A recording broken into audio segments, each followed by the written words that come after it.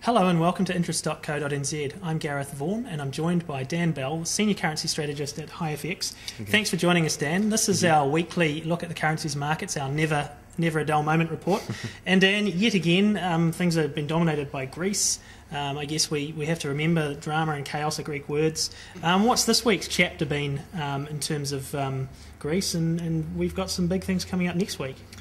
Indeed, yeah. No, the Greek tragedy or farce, depending on the way you look at it, continues to rumble on. So everyone was expecting that the Greek bailout was going to be signed off this week by the EU officials. As we know, it continues to rumble on. There seems to be more suspicions, particularly amongst the northern European creditors, that Greece isn't going to follow through on the austerity measures, particularly as they have an election this year. So they've got an election in April, so they're looking for more assurances that Greece will follow through on the austerity measures. As we all know, Greece is in a bad place at the moment. Any statistic that you look at shows that their economy is in seriously bad shape. This was confirmed this week when the Euro GDP numbers for the fourth quarter of last year came out, showing that the Euro region is in a economic contraction. So the Euro region contracted by 0.3% in the fourth quarter. Greece contracted by 7% on an annualised basis in 2011. Their unemployment rate is sitting up at around 22% at the moment. Greece is in a bad way. And as much as everyone is thinking that we're going to get this next bailout in the short term, we continue to see a lot of risks associated with Greece. And news of this next bailout is expected possibly as soon as Monday. How much is it likely to be? And do you think the EU partners will deliver? Yeah, so the EU have another meeting, so the EU Troika officials meeting on Monday, and they're expected to again announce conditions of the next bailout. As we know, Greece has got some fairly large loan rollovers coming up at the end of March, so they need the money. Whether or not they get this bailout as it is known today, or whether there's some type of bridging loan to get them through March, will certainly be discussed on Monday. But also the EU have another summit on the 1st and 2nd of March, so a lot for the EU officials to talk about regarding Greece. There seems to be, certainly in the way that risk assets have been performing over the last few days and the last few weeks, it seems as if some investors have decided that even if Greece were to default, that the potential contagion risks aren't as great as they were previously because of the huge liquidity measures that are being undertaken by the European Central Bank. This has obviously been a long-running drama of Greece and what's going on there. But obviously you're talking about these debt maturities coming up in March, an election in April. Do you think we're perhaps coming towards the end of at least the initial stage of this drama? You'd have to think so. I mean, things are certainly, you look at the political situation in Greece, the riots and the protesting that went on this week. If anyone was watching the TV this week, they would have seen that the protesters set the National Library on fire. So there's a lot of political pressure in Greece, and really, if you think about it intuitively, with the level of austerity measures that the EU officials are asking Greece to undertake, it's going to be a very bitter pill for the Greek population to swallow. And austerity to date, and if you look at the UK as an example, hasn't produced any real upside in the economy. And you have to ask yourself, how is Greece going to get out of this situation when they don't have the ability to devalue their currency, and at this point in time they haven't been able to really take the labour costs in their country down to a level which would make them competitive. And all this, I guess, keeps pressure on the euro.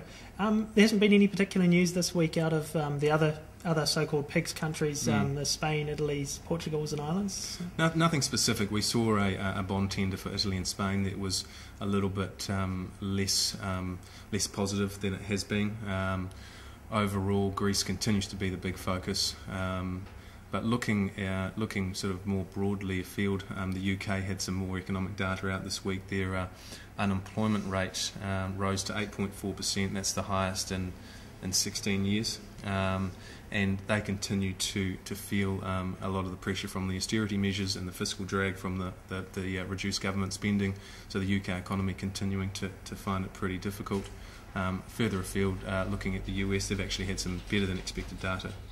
Yeah, tell us a bit more about that US data. It obviously encouraged the markets quite a bit internationally. Yeah, so overnight, for example, we had jobless claims out of the US, and they've dropped to the lowest level since March 2008. So effectively that's the unemployment claims, how many people are actually getting the unemployment benefit there, and economists have extrapolated that number out today to suggest that we may well see a jobs growth number for the month of February, which is called the non-farm payrolls report, up around sort of 250,000 new jobs, which is a robust jobs growth for the United States economy.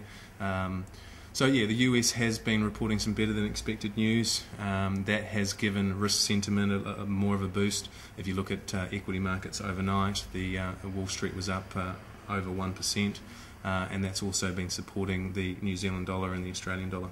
And closer to home this week, we had some stronger than expected retail sales figures for the fourth quarter, and also Australian jobs data that was better than expected too. Yeah, much better retail sales number out of New Zealand for the fourth quarter of 2011, and so that gave the New Zealand dollar a bit of a boost earlier on in the week, which saw us actually trade to a new fresh 5-month high, up around 84.20 against the US dollar. Out of the Australia, we also had much better than expected labour force data for January, the number coming in 4 times the consensus. So the Australian economy is still producing jobs at this stage. So that's interesting, with that strong economic data in the US, New Zealand and Australia all within a couple of days. Are people thinking that corners have been turned?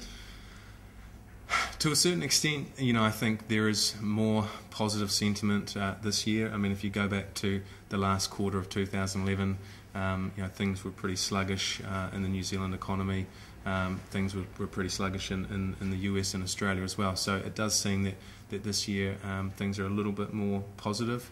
But I don't know if anyone's celebrating at this stage. I think in the back of everyone's minds, they're aware that the European situation continues to sort of rumble on, and the potential impact of a Greek default is still hanging out there, and we just don't know what that would do to global credit markets. And people compare potential Greek default to the Lehman Brothers collapse in 2008, which led to the huge recession and credit crunch that we experienced from 2008 through to 2010. So still a lot of uncertainty with the Greece situation, really in the back of everyone's minds, which I think is going to continue to be an issue.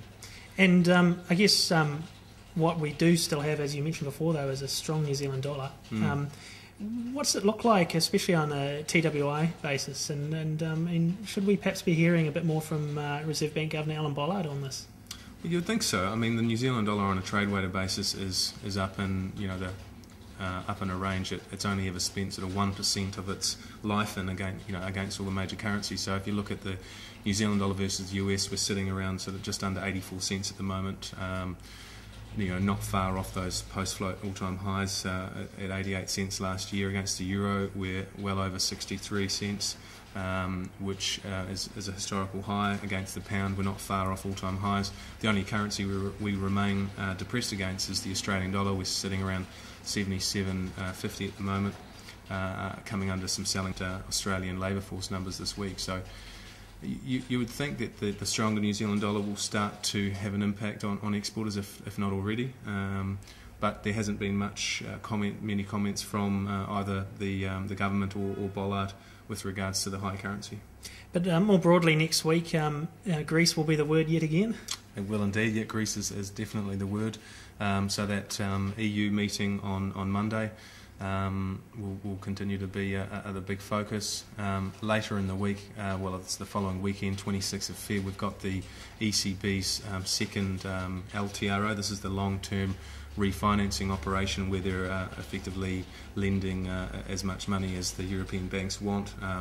As we know, in December they lent up to 500 billion euros to the European banks. So that's coming up on the 26th of Feb next weekend. So that's going to be interesting to see how many people take up that new refinancing program. And one other thing that did catch the eye this week was we had a Federal Reserve official in the US talking about how QE3, quantitative easing 3, or money printing was a figment of Wall Street's imagination, a fantasy of Wall Street, and isn't going to happen. What are the markets really thinking about the possibilities for a QE3 at the moment? Yeah, so that was Richard Fisher, who's one of the voting members of the US Federal Reserve, and that was in a post speech media Q&A session. He's recognised as one of the hawks on the Federal Reserve.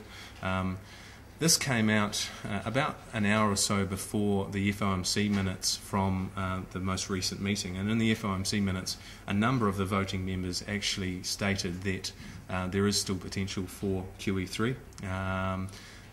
So on one hand, you've got some of these voting members calling for further stimulus if needed. On the other hand, you've got people like Richard Fisher who are saying that the market is too caught up in this idea that the Fed is going to continue to print money. So I found it quite amusing that literally within an hour or so, you've got a voting member of the Fed effectively saying completely opposite to what the minutes actually stated. So for now, I think the Federal Reserve are happy to have the market around rigged in many ways in terms of talking down the US economy to keep these interest rates lower.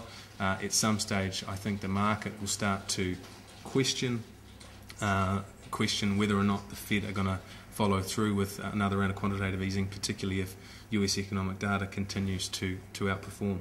So very interesting to see what happens with US monetary policy, and it does continue to be a key driver of currency direction, with the New Zealand dollar sitting up close to 84 cents, despite the potential for a Greek default on the horizon.